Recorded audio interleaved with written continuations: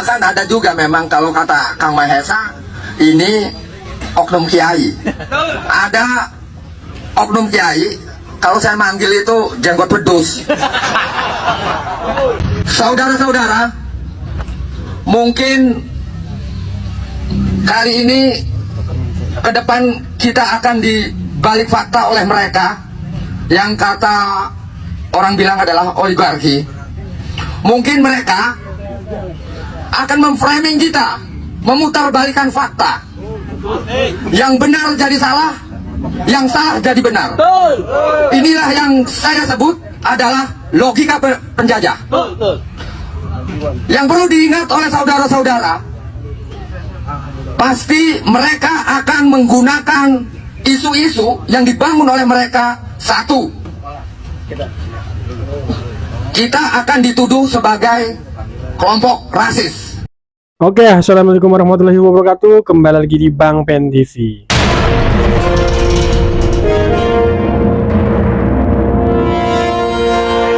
Oke pemirsa, kembali lagi di Bang Pen TV. Semoga kalian sehat-sehat selalu. Kali ini kita akan membahas sebuah video, yaitu beredar video bermunculan ulama-ulama pembela proyek Big 2 pemirsa. Dan tentunya pernyataan-pernyataan dari ulama-ulama pembela proyek Big 2 ini disangkal atau dilawan oleh ulama-ulama penolak proyek Big 2 pemirsa. Memang miris sekali ini pemirsa. Ada yang bilang ini adalah logika penjajah atau adu domba logika penjajah pemirsa. Semoga masyarakat kita tidak terpecah belah atau diadu domba.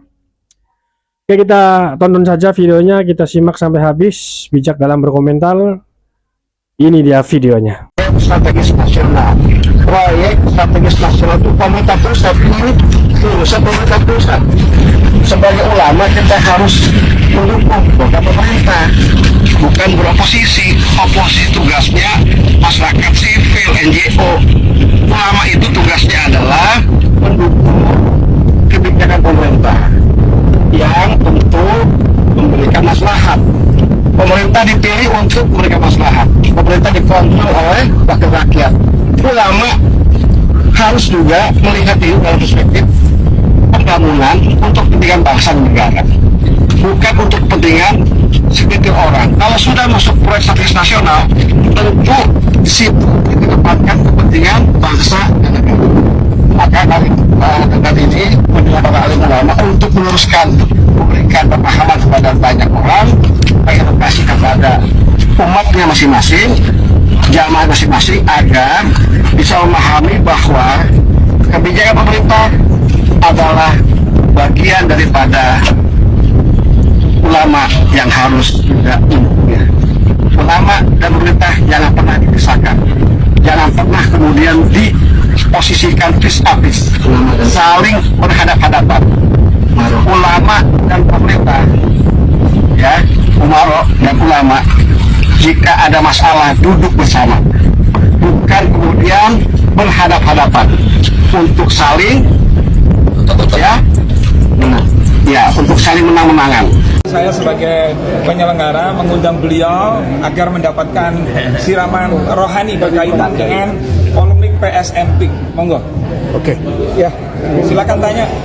Gus, Gimana acara hari ini berkumpul dengan ulama-ulama dan tokoh-tokoh agama di sini? sebenarnya saya bukan siapa-siapa ya, karena saya bukan ketua PBNU, sudah Siap. mantan. Saya melihat kegaduhan yang terjadi di Tangerang, saya terpanggil juga. Saya hanya tertarik dengan PSN. Saya nggak bicara yang proyek PIK-nya, enggak, cuma bisnis. PSN ini dalam keagamaan namakan ihya ilmawat, menghidupkan tanah yang terlantar. Itu perintah agama itu. Kita pun juga membahas itu. Kalau ada tanah terlantar, ketika kita membiarkan, tidak ada upaya, kita dosa. Kita dosa. Dan kita begitu. Ya, kalau ada kesempatan, kenapa kita nggak dukung? Kalau kita nggak bersyukur malah. Adapun ada hal-hal yang sifatnya sesuatu yang harus diselesaikan dengan baik-baik.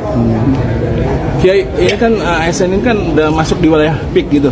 Apakah nanti juga dipikirkan aksesnya? Karena kan akses masyarakat itu lebih penting untuk sampai di sana. Apakah itu nanti akan dikawal sampai akhir? Saya singgung namanya bahasanya marofikil ammah.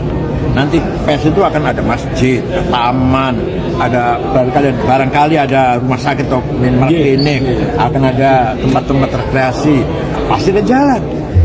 Namanya dalam bahasa Arab dan kitab kuning marofikul ammah.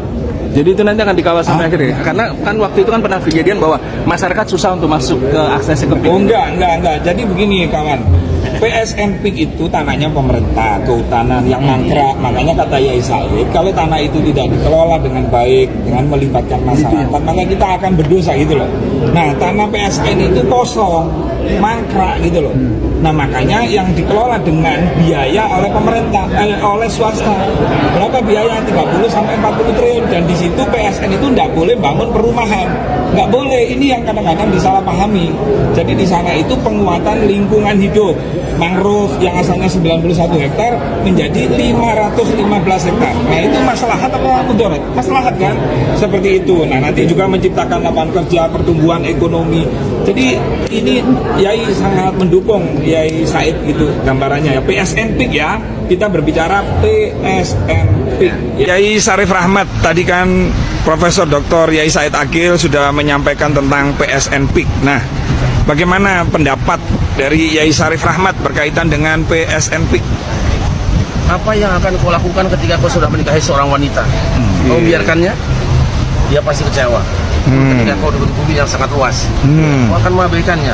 Pergunakanlah sebaik-baiknya. Masya Allah. Dan sebelahnya Yai Syarif Rahmat adalah Ketum PT Persatuan Islam Tionghoa Indonesia, yaitu Bapak Haji Serian Wijatmo.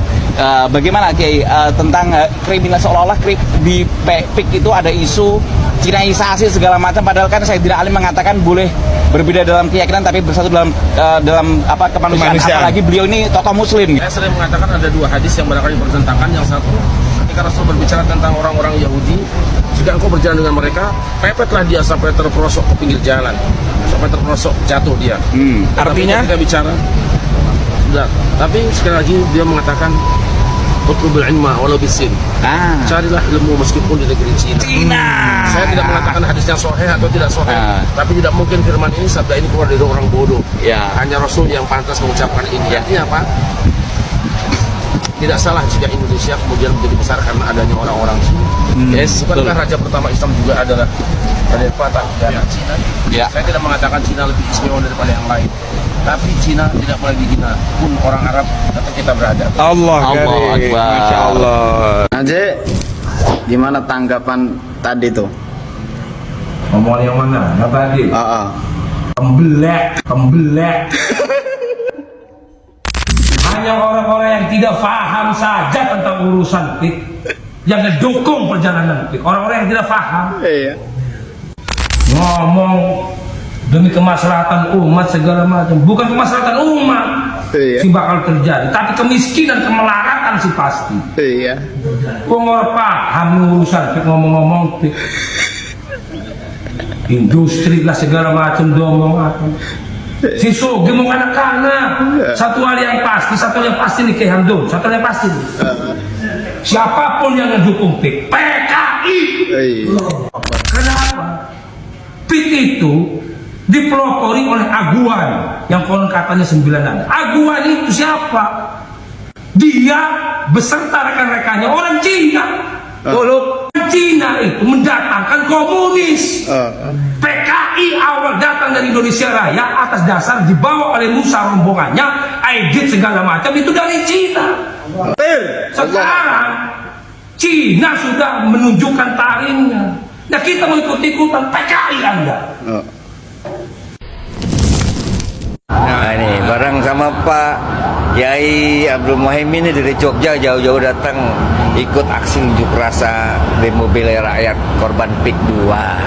Pak Yai, ini saya dan bagian netizen nih yang ngamatin masalah PIK juga bingung nih, karena ada tokoh agama besar, nah gitu saya sebutlah tokoh NU lah, itu kok bilang itu tanah di sana itu istilahnya tanah terlantar. Dalam istilah agama, istilah fikihnya apa itu Pak Kiai? Oh gitu ya, jadi gini, dalam konsep fikih itu ada namanya Ihya'ul Mawat. Ihya itu menghidupkan, mawat itu tanah-tanah yang mati.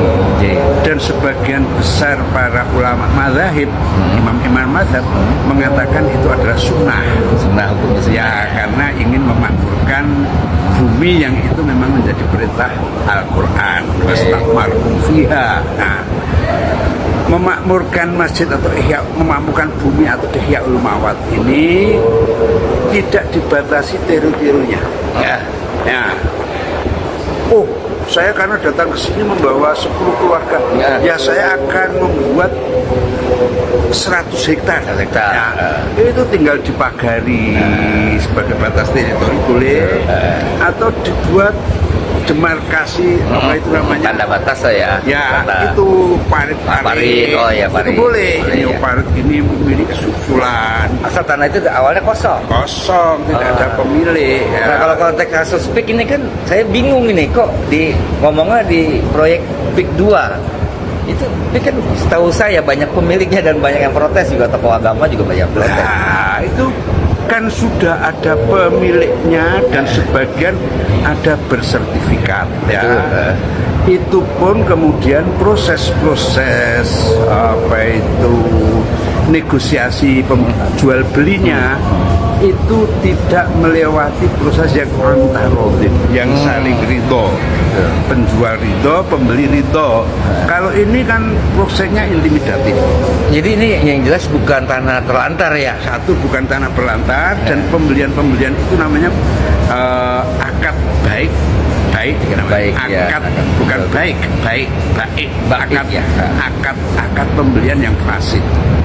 Fasid itu karena tidak berdasarkan atas kerelaan penjual dan pembeli, maka penjualan itu batal demi hukum. Menolak PIK 2 itu dosa. Nama Majelis Ulama Nusantara (MUN) mencuat di tengah dukungan mereka terhadap PSN PIK 2. Dengan dalih kemaslahatan, mereka menegaskan bahwa tanah yang terbengkalai adalah dosa dan pembangunan harus berjalan. Lalu muncul pertanyaan, apakah ini murni demi kepentingan umat atau ada kepentingan lain yang bermain? Apakah ini strategi pecah belah di mana kepentingan politik dan ekonomi membonceng atas nama agama? MUN sendiri menegaskan bahwa mereka bukan saingan MUI, melainkan mitra strategis dalam membangun sinergi antara ulama, umara, dan umat. Tapi seberapa jauh independensi mereka? Ya, Assalamualaikum warahmatullahi wabarakatuh. Bismillahirrahmanirrahim. Warahmanul Kudus Ba'ansul Muqtadiru Rabbi shrahli sodri wa yassirli amri wahlul 'uqdatam min lisani yafqahu qawli. Subhanaka la ilma lana illa ma 'allamtana innaka antal alimul hakim. Shadaqallahul azim. Kami menghimbau kepada seluruh masyarakat Jawa Barat, Subang, Cianjur, kemudian Bekasi, dan Sukabumi Ujung Genteng. Otomatis di sini persis sepertinya masalahnya sama yang ada di daerah Banten. Maka dari itu kami Khalid mohon doanya untuk membersamai perjuangan ini kepada saudara-saudara kami di Jawa Barat sana, yang mudah-mudahan membersamai persoalan-persoalan satu sama lain, antara persoalan di Banten juga persoalan yang ada di Jawa Barat sana. Insya Allah kalau kita bersama-sama berjuang bareng, bersatu padu mempertahankan kedaulatan negara kita. Oke pemirsa, berikut rangkuman kesimpulan pada video kali ini, yaitu perdebatan antara ulama pembela dan penolak PIK 2 semakin memanas. Ulama pendukung melihatnya sebagai peluang kemajuan ekonomi, sementara untuk ulama penolak menyoroti dampak sosial dan ketimpangan yang ditimbulkan pemirsa. Namun menurut Pak Khalid, nelayan cerdas, ada permainan yang lebih besar di balik konflik ini, yaitu strategi adu domba logika penjajah pemirsa. Dengan membiarkan masyarakat sibuk bertengkar, kekuatan modal dan kekuasaan tetap melaju tanpa perlawanan berarti. Maka yang perlu dipikirkan bukan sekedar siapa yang benar atau siapa yang salah, tetapi bagaimana masyarakat bisa bersatu untuk mencari solusi yang lebih adil dan tidak terjebak dalam permainan elit ini, pemirsa. Oke, sekian saja kesimpulan pada video kali ini. Semoga masyarakat kita tidak terpecah belah atau diadu domba oleh elit-elit korporasi. Semoga masyarakat kita tetap solid, terutama ulama-ulama yang berpengaruh di daerah tersebut tetap solid, tetap bersatu, mencegah konflik, pemirsa. Oke, sekian saja. Terima kasih. Jangan lupa like, comment, and subscribe. Dan sampai jumpa.